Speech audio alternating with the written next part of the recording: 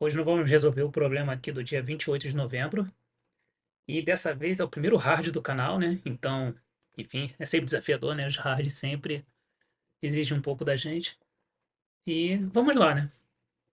O problema é o seguinte: ele quer saber o número de formas que eu consigo dividir um corredor. Um corredor, ele consiste entre cadeiras e plantas. Então, nesse exemplo aqui, né? Se for pegar a primeira entrada, ele vai dar aqui S's e P's, onde S é seat, cadeira em inglês, né? Ou P de plant, planta em inglês. Podia ser planta, né? Mas tudo bem.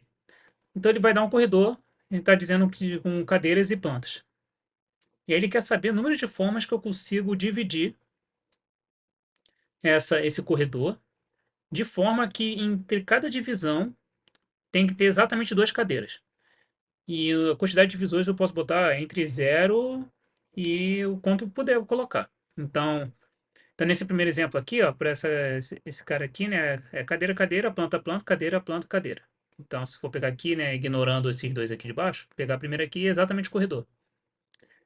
E aí bastou colocar um divisor, né, entre o 1 e o 2, que a gente conseguiu aqui exatamente ter duas cadeiras em cada seção, né? Tipo, aqui tem duas e aqui tem duas. A mesma coisa colocando um divisor aqui, né, dois aqui, e mesma coisa colocando um divisor mais para cá, dois aqui, dois aqui. Qualquer outra posição, eu não garanto, né, duas cadeiras entre cada seção. A mesma coisa aqui, né? Eu posso colocar nenhuma seção também quando tem exatamente duas cadeiras. E se não tiver nenhuma seção com duas cadeiras, a resposta vai ser zero. Então, então ele quer saber o número de formas que eu consigo colocar essas divisões, né? Lembrando que a divisão fica entre duas posições, né? Então, beleza. Esses problemas aqui tem cara de programação dinâmica, né?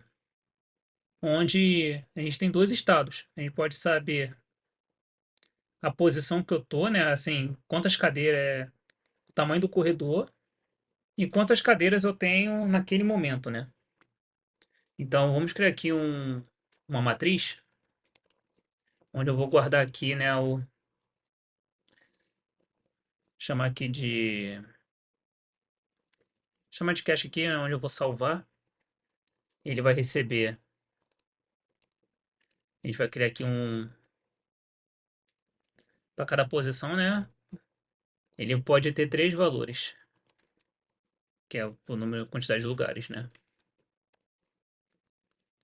Inicialmente vai todo mundo começar com menos um, porque não tem solução. Esse cara aqui, ele guarda a solução e a nossa PD, chamar de DP, né, que é em inglês, tem dois estados. Ele tem, né, a posição, né, o índice, a quantidade de cadeiras. E eu vou precisar, né, saber aqui o corredor, né? E o cache aqui também eu vou enviar para cá, né? Que eu vou usar aqui dentro.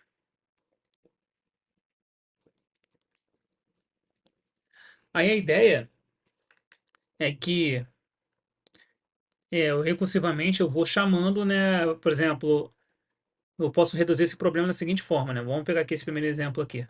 Uma vez que eu tenho duas cadeiras aqui, eu posso dizer que a solução desse cara aqui é a quantidade de soluções que eu tenho para as posições restantes, né? Então, se eu pegar e chamar então a solução dele ele vai ser a solução do resto. E aí, claro, a gente precisa saber o caso base. O caso base qual é? É quando a gente chega no final do corredor com duas cadeiras. Então, if índice aqui foi igual, corredor índice, ele vai acabar, né? Que é o final ali. E aí ele vai retornar se a quantidade de cadeiras for igual a 2, ele vai retornar 1, né? Porque é uma solução válida. Se não, 0. Que acabou o corredor e não conseguiu formar, então tem uma seção inválida e dá ruim. E aí, deixa eu só colocar aqui, né? Chamar aqui. A solução vai ser DP. Vou começar no zero, com zero cadeiras. Passar o corredor e o cache. Tá. Agora a gente vai ter que tratar aqui cada cenário, né? Quando eu tô na posição zero aqui, vão ter dois cenários, né? Inicialmente, quando a gente tem o número total já de cadeiras, quando o sit é igual a 2, ou quando ele não é 2, né? Quando ele é menor. Quando ele é menor que 2 é mais fácil, porque se ele for, se o corredor na posição IDX for igual a cadeira, a nossa solução aqui, né, ele vai ser igual à solução da próxima, ou seja, no índice mais um, com mais uma cadeira, corredor e cache. Ou seja, eu vou chamar para a posição seguinte, né, da programação dinâmica, somando uma cadeira. E se não, ele vai chamar a posição seguinte da mesma forma,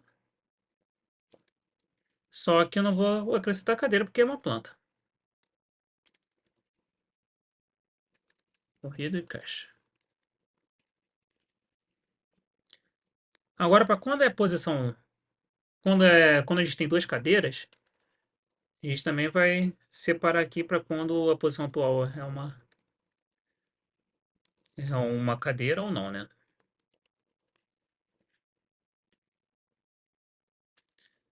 Então aqui, se a posição atual for uma cadeira e a gente tem dois, né, já assentos, a gente tem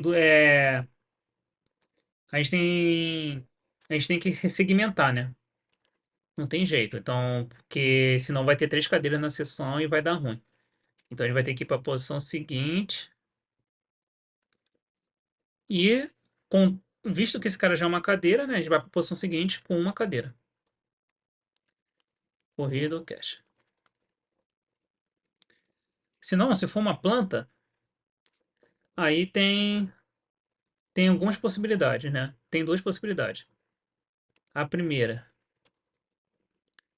é eu segmentar, né, de novo, né? Então, vou botar a divisora ali, ou seja, vou zerar o número de cadeiras.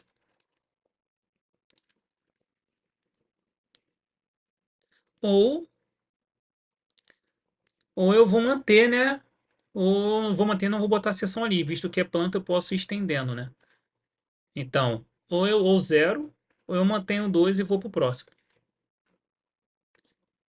E aí, só tem um detalhe que ele pede aqui, né, para aplicar um módulo de 10 elevado a 9 mais 7 na solução. Porque como o número pode ser muito grande, é... então quando o número é muito grande, ele pede para colocar um módulo de número primo. Eu posso explicar, envolve teorias de números isso, mas resumindo, é para evitar mesmo que o número fique muito grande e é uma forma da gente conseguir comparar quando o número passa do limite do inteiro, né? Então, aqui todo mundo aqui, né, já está retornando, tem que aplicar aqui um módulo aqui.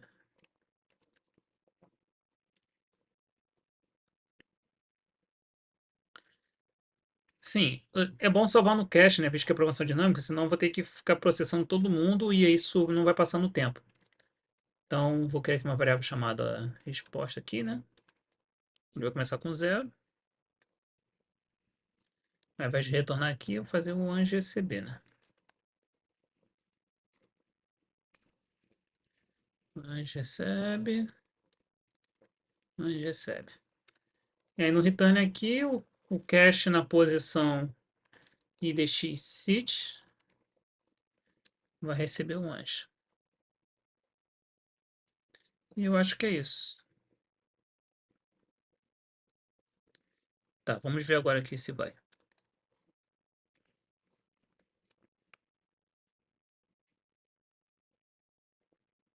O que eu errei aqui? Esqueci da vírgula. É, gênio. Deixa eu ver se eu esqueci da vírgula em mais algum lugar. Acho que não.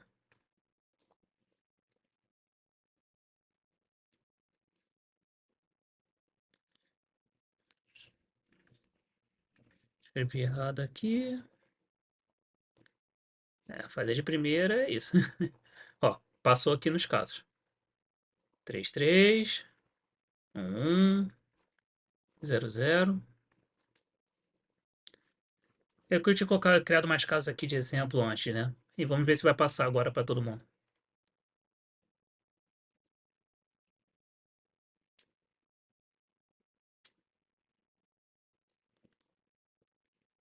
Time limit porque eu esqueci, né, de usar o cache. Então, no if aqui, né, deixa eu só criar esse caso de teste aqui para poder não ficar submetendo à toa.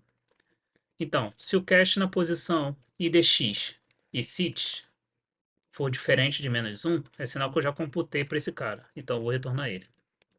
Return cache idx sit. Pronto, agora vamos ver.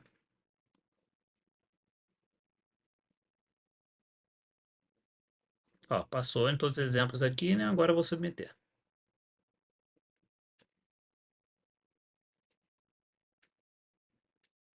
Aí, agora foi.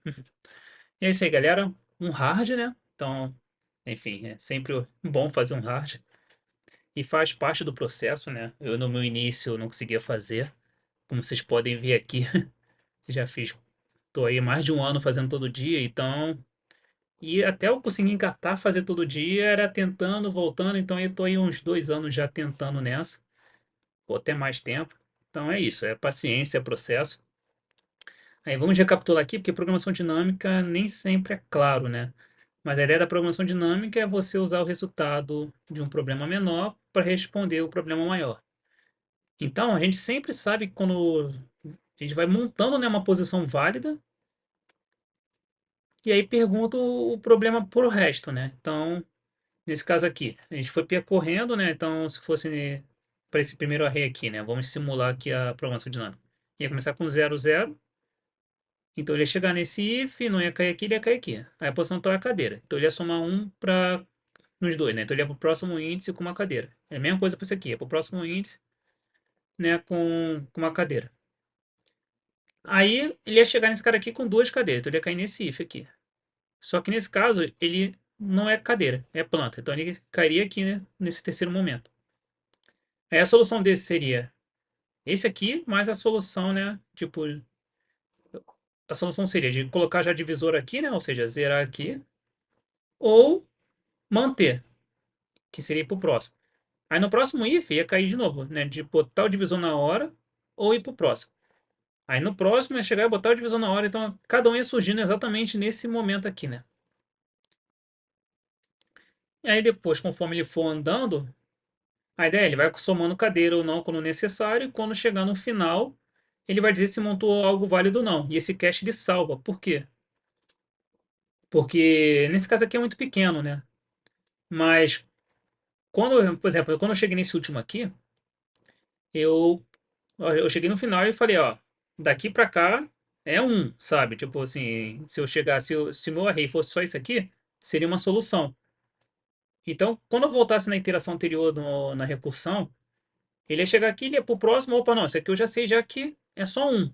Então ele chegar e dizer que tudo isso aqui é um só. E aí, mesma coisa pra cá. Depois ele ia voltar pra cá, opa, não, já sei que tudo isso aqui é um só. Então, esse aqui também tudo é um só. Então ele vai reaproveitando os resultados realmente para não ficar toda hora percorrendo. Tanto que a gente viu, né? Que sem o cache estava dando time limit. E depois que a gente botou o cache, deixou de dar time limit. Então é isso, galera. Espero que tenham gostado. Assim, é um problema. É difícil, embora o código seja pequeno, né? A ideia nunca é fácil assim de pegar na hora. Programação dinâmica eu recomendo fazer alguns exercícios. Eu posso até depois criar uma lista de exercícios e divulgar. Aí você me diz o que acham, sabe? Ah, e não se esqueça aí, pô, de dar aquele like, se inscrever no canal. Tô começando agora, então todo feedback é válido. Estou querendo aprender no processo e a ideia é ajudar. É isso aí, tamo junto.